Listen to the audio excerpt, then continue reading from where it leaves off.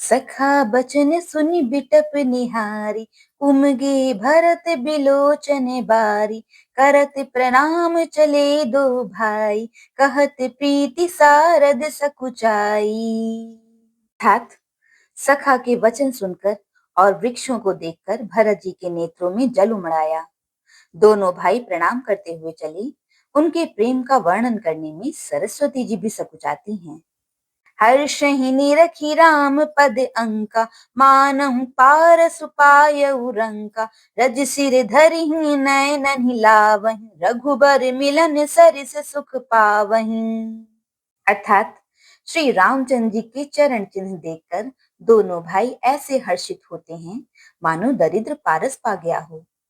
वहां की रज को मस्तक पर रखकर हृदय में और नेत्रों में लगाते हैं और श्री रघुनाथ जी के मिलने के समान सुख पाते हैं। देखी भरत गति अकथ अतीवा, प्रेम मगन मृग खग जड़ जीवा।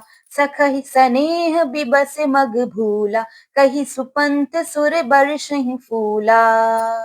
अर्थात भरत जी की अत्यंत अनिर्वचनीय दशा को देखकर वन के पशु, पक्षी और जड़ जीव प्रेम में मग्न हो गए।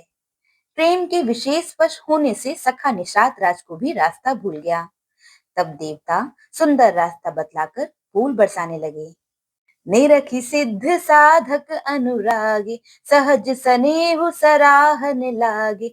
होत न भूतल भाव भरत को, अचर सचर चर अचर करत को। अर्थात भरत के प्रेम की इस स्थिति को देखकर सिद्ध और साधक लोग भी अनुराग से भर गए और उनके स्वाभाविक प्रेम की प्रशंसा करने लगे कि यदि इस पृथ्वी तल पर भरत का जन्म ना होता तो जड़ को चेतन और चेतन को जड़ कौन करता।